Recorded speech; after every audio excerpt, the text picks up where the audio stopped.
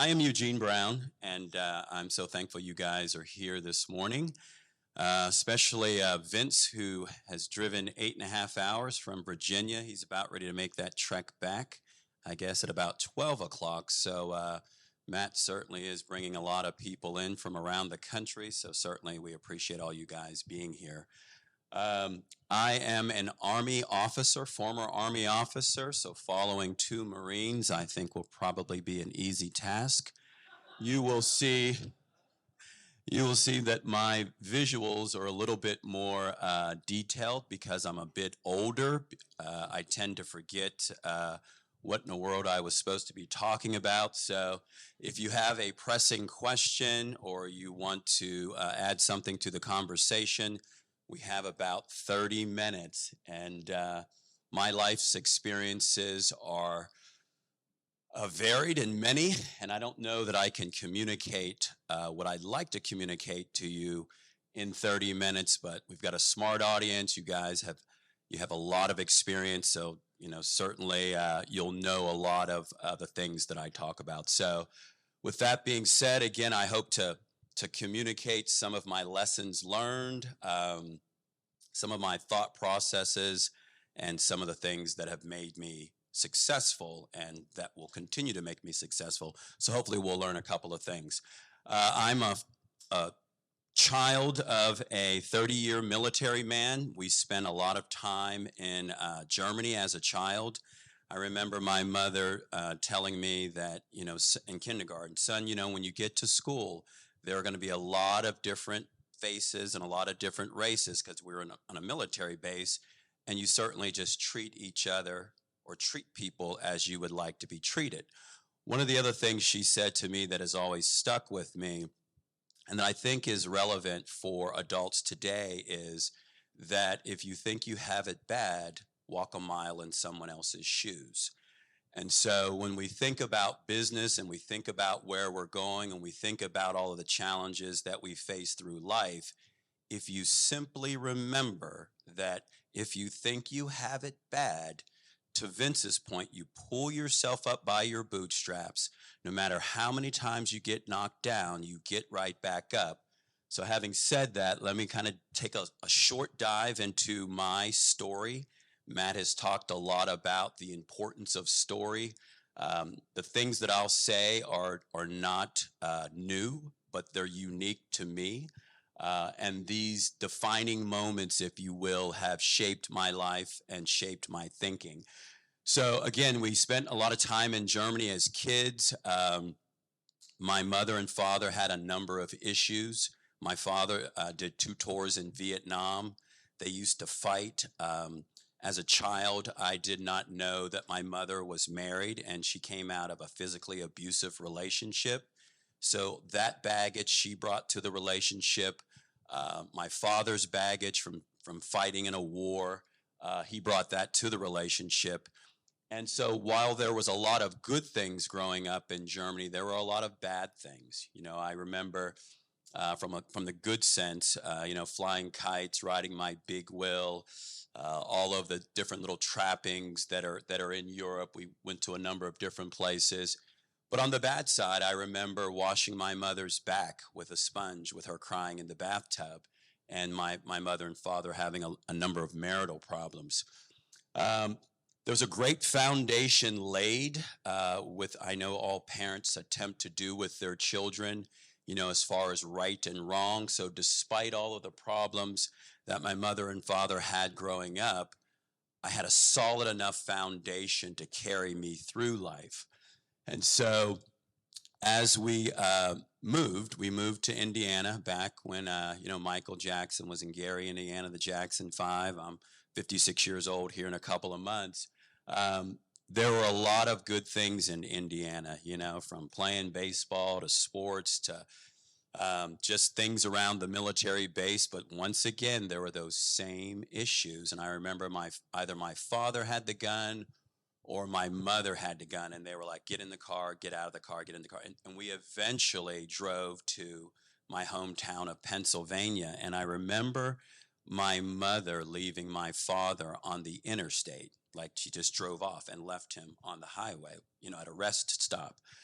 So, but as we kept moving along in life, and we found ourselves living in the projects, a place called El Dorado. They called it the zoo, um, but I didn't really fully realize that I was poor. You know, life had changed a great deal, but even when you're poor, you can still certainly find joy and happiness in your circumstance. And so as time went on, we eventually moved to another place. Mother and father are separated.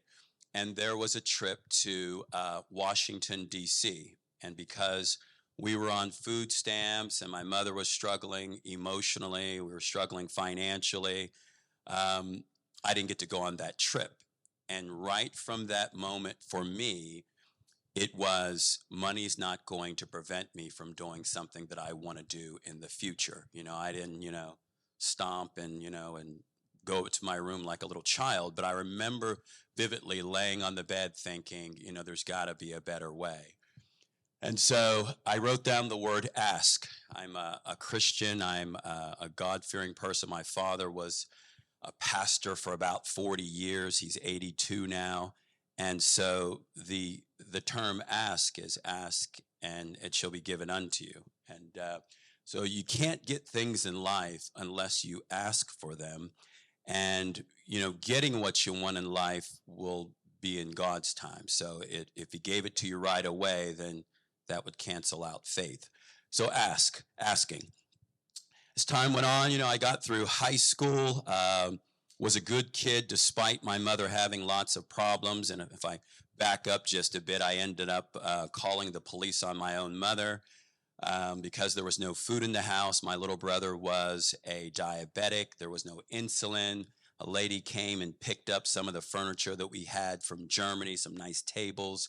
And then my little brother and my little sister went to live with my father, who was still on active duty in Fort McClellan, Alabama. And my little sister never saw my mother again for the rest of her life. And she was 9 years old. But again, that was her choice. So I get through high school. I'm an advanced academic student. I think I was number 62 out of 800 and some odd kids. But again, didn't have money for college. So I joined the Army. I joined for the GI Bill. And while I was experienced a number of problems with the non-commissioned officers that were above me. Despite me doing incredibly well, maxing out on all of my evaluations and everything that I was required to do, I would still be constantly harassed by two non-commissioned officers.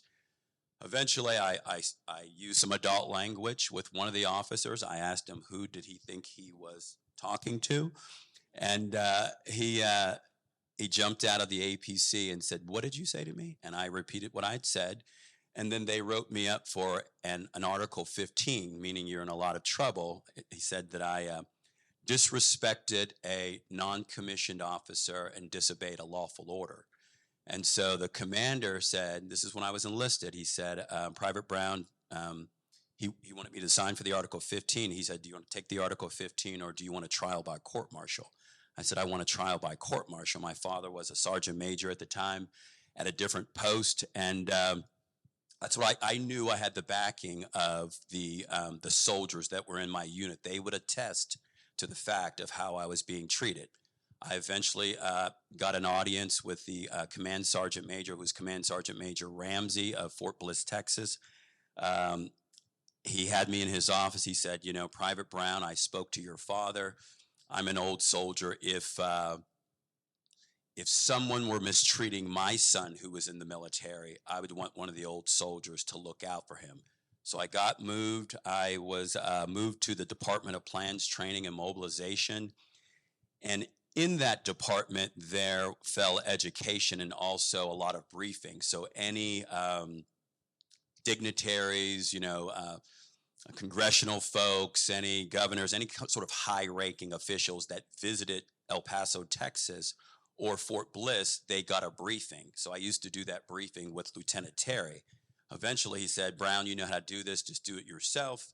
Started meeting a lot of different people, started to get recognized, became the master of ceremonies for Fort Bliss, Texas. So any major event, it would be my voice during the transitions. Met a number of general officers, And then eventually I found an active duty ROTC scholarship on my desk. And because I knew general officers and because I had done well in the military, I was able to get an active duty scholarship, got out, went to Penn State, and then eventually transferred to the University of Tampa. And so during my time in Tampa, the stock market crashed in 1987. And with that crash and all of the publicity that it got, I discovered what my passion was, and that was with stocks.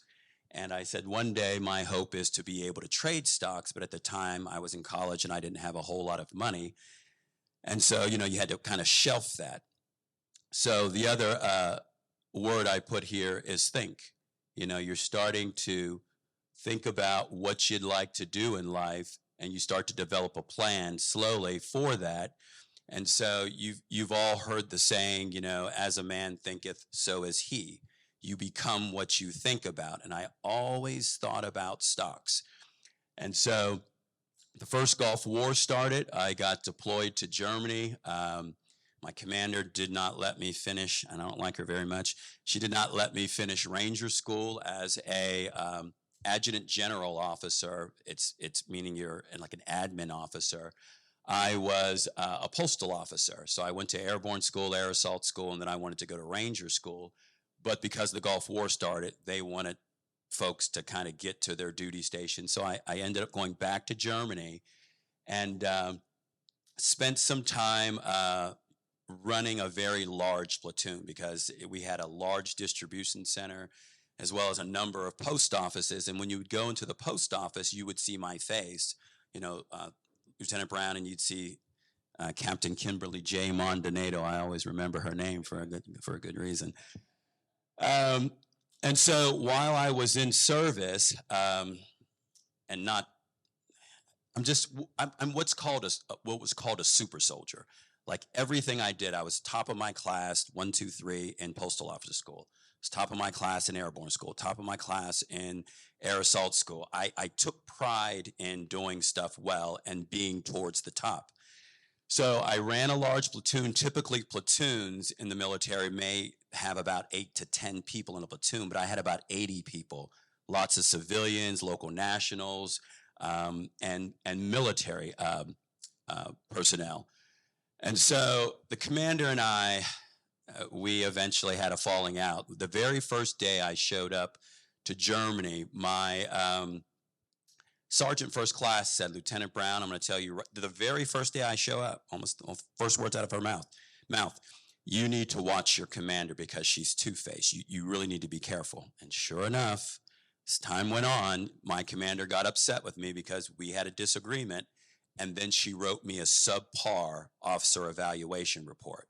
And so when you get an officer evaluation report, typically, there are these, you're either at the top, the second rung, third rung, and they'll have these little people, and then it's like a bell-shaped curved. And I'm usually always at the top. And she would say, promote soonest, ready for command, et cetera, et cetera, et cetera.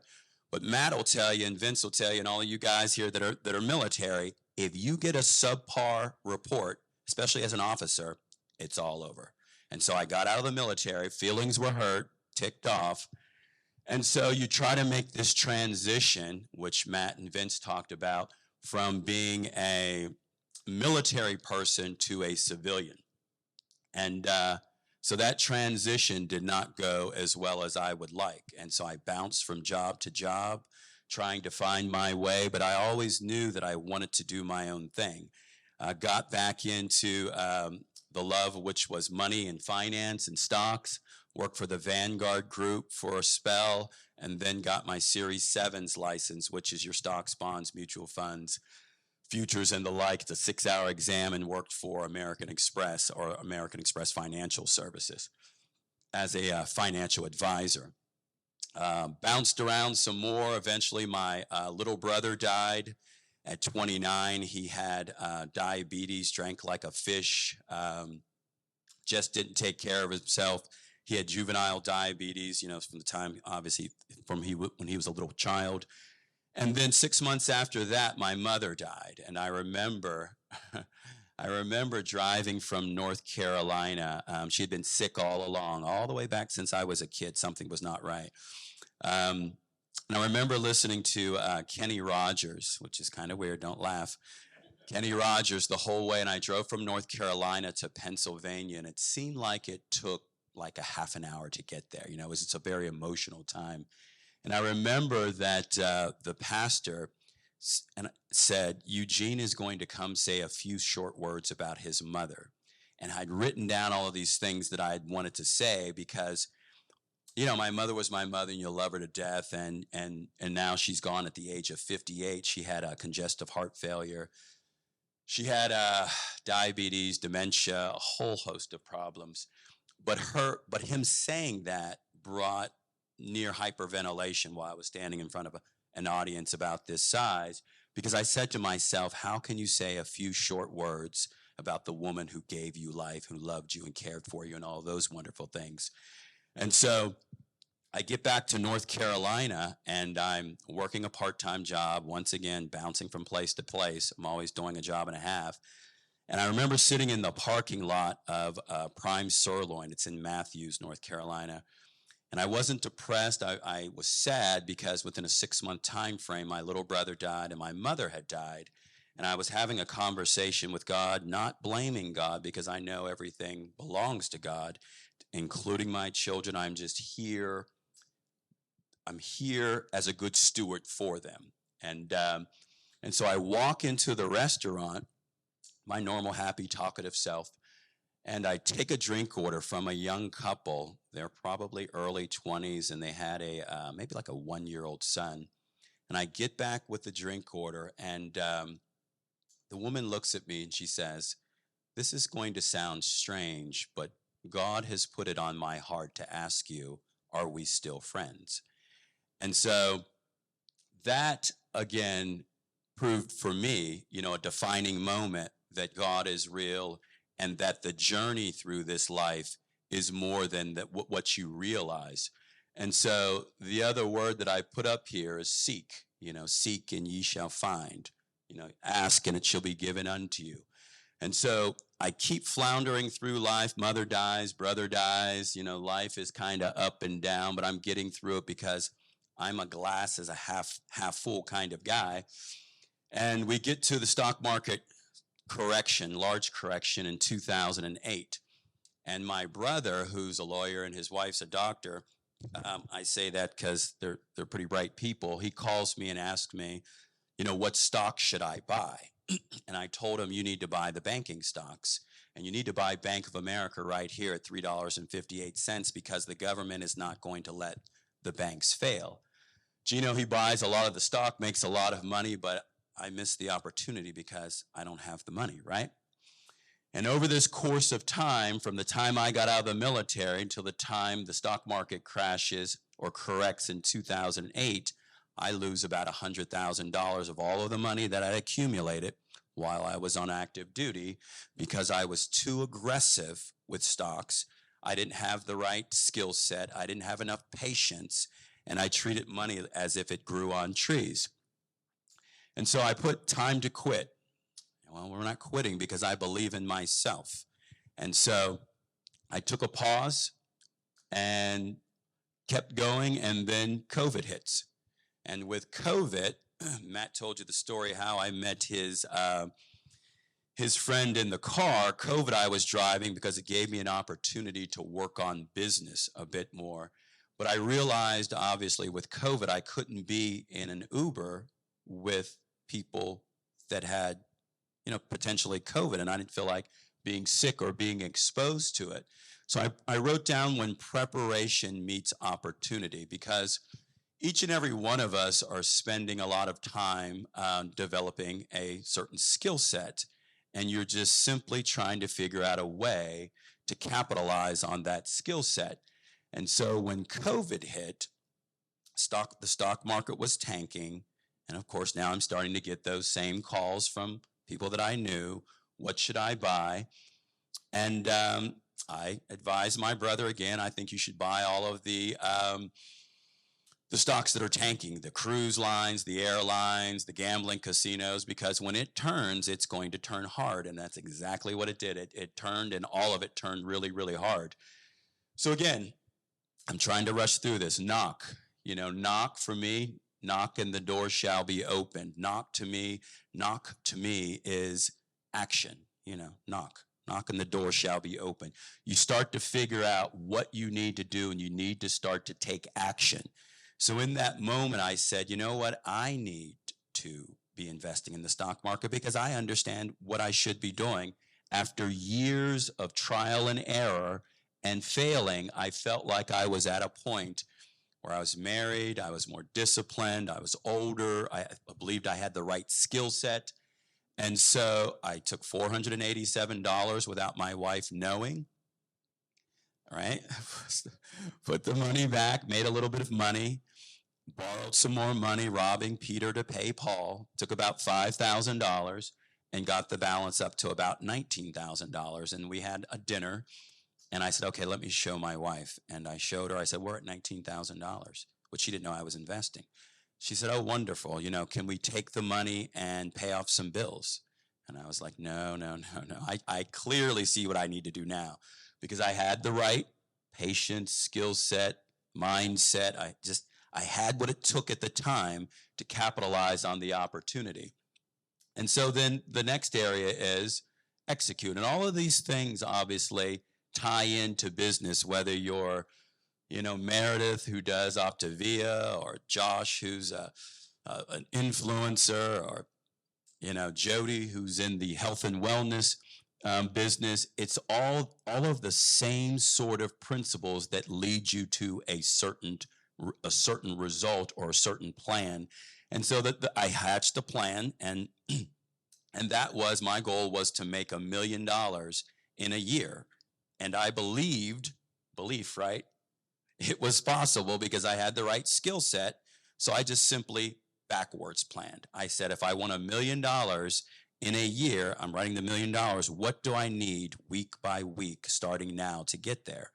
And so we sat on the bed like a bunch of school kids that are like 12 years old, laughing when it hit $100,000.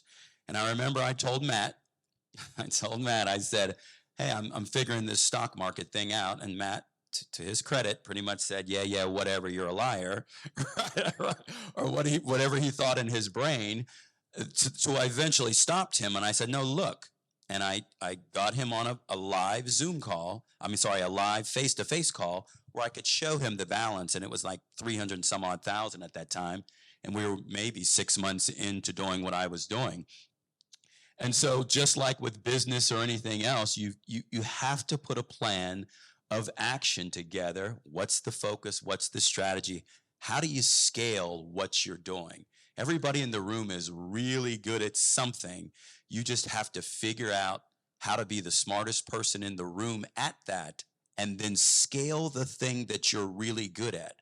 So there was no need for me to deviate from what was working, and I just stuck with the plan, and that plan was to earn 10% on my money every single week.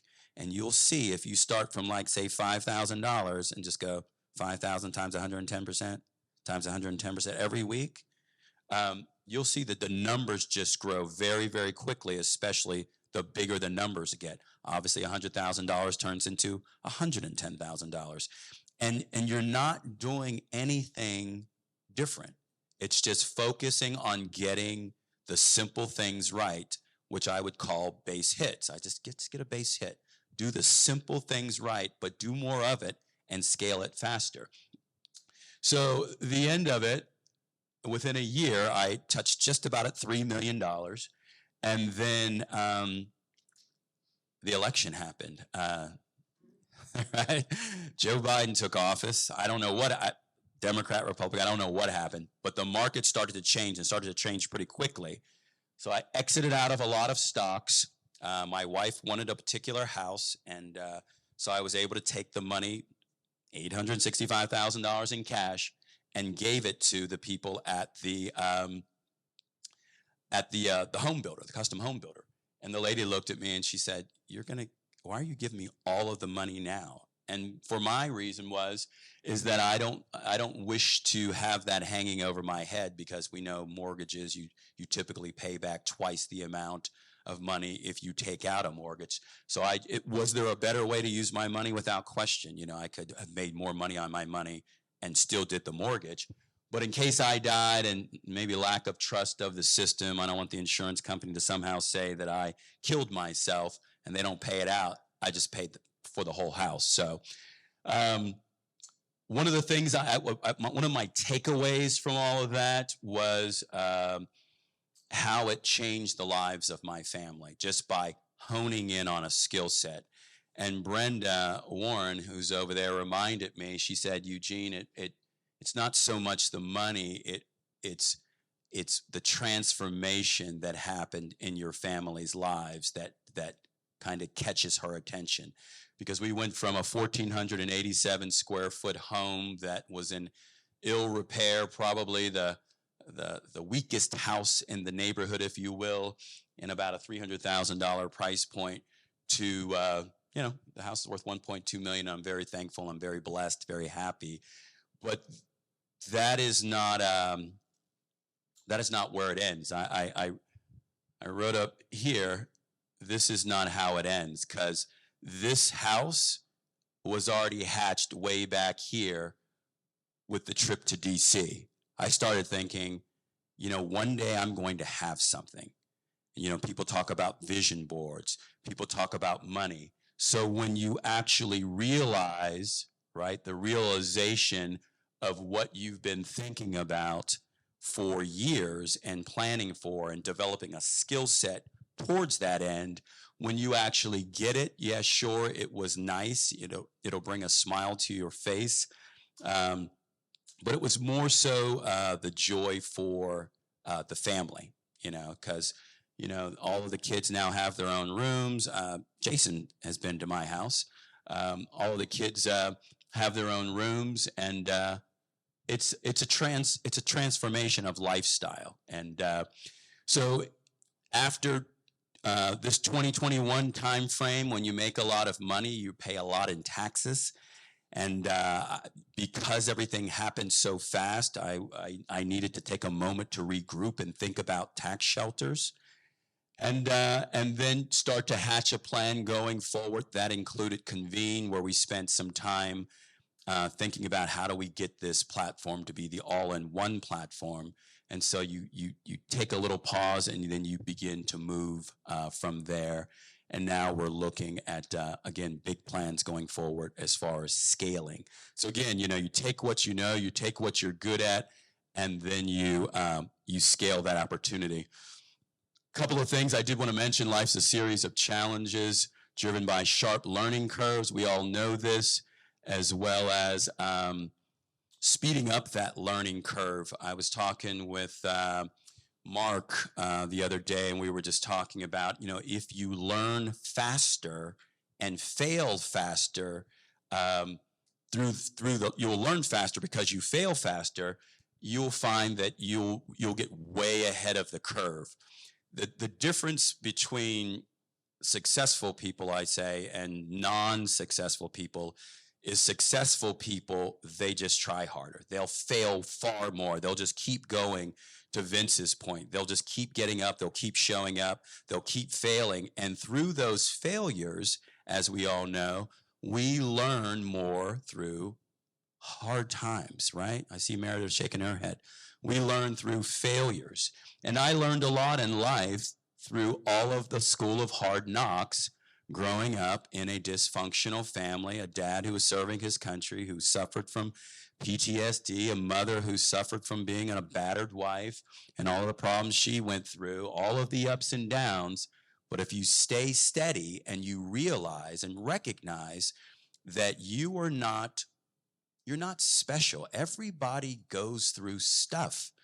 I told Matt the other day, if I lose my entire family, and I mean this sincerely, if an hour from now they say your entire family's dead in a car accident, as my mother would say, one monkey doesn't stop any show. You keep moving forward because my life is not my own.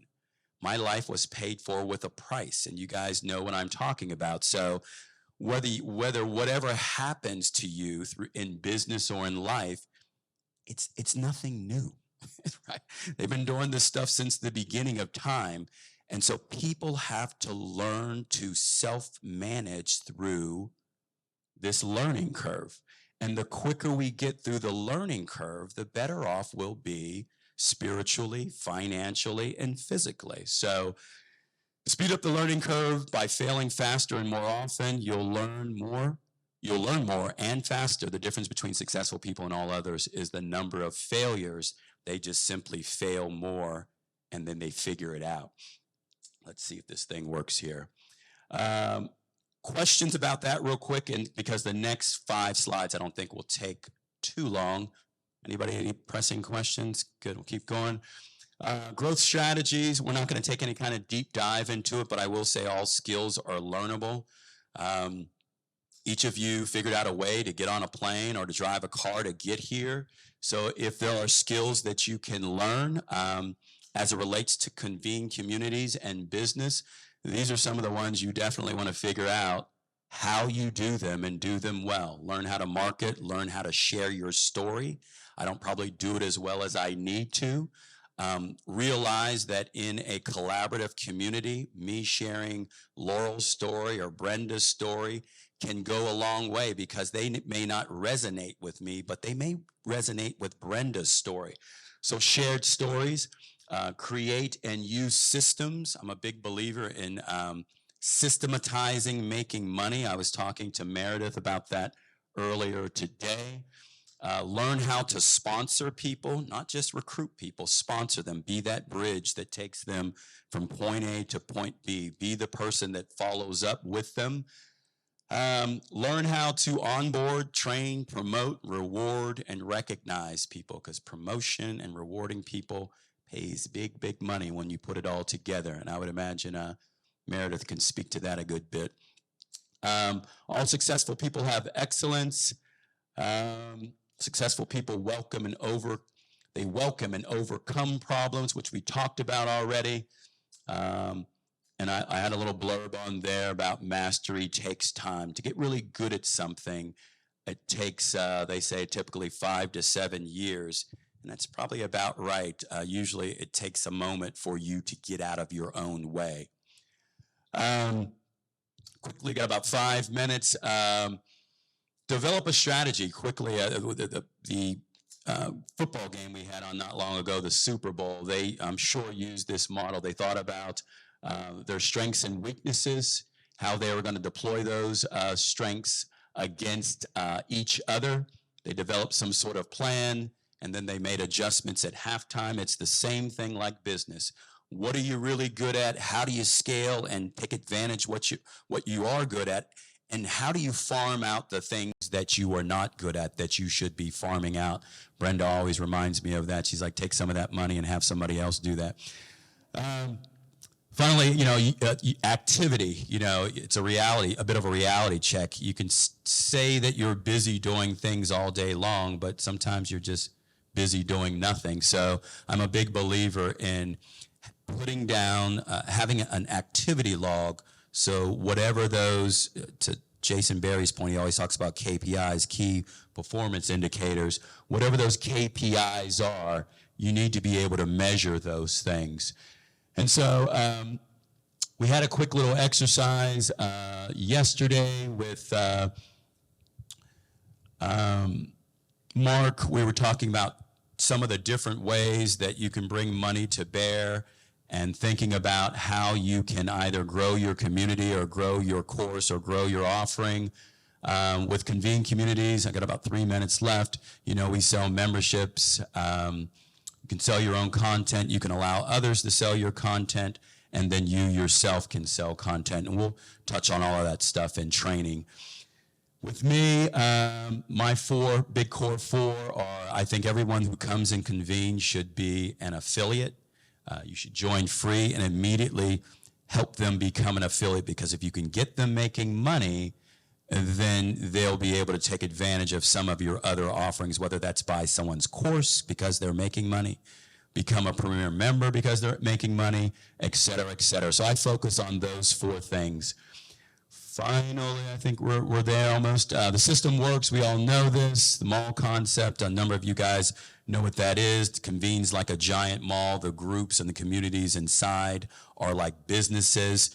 People come into the mall, they're able to look around, and they may decide they want to go over to this group to pay for something.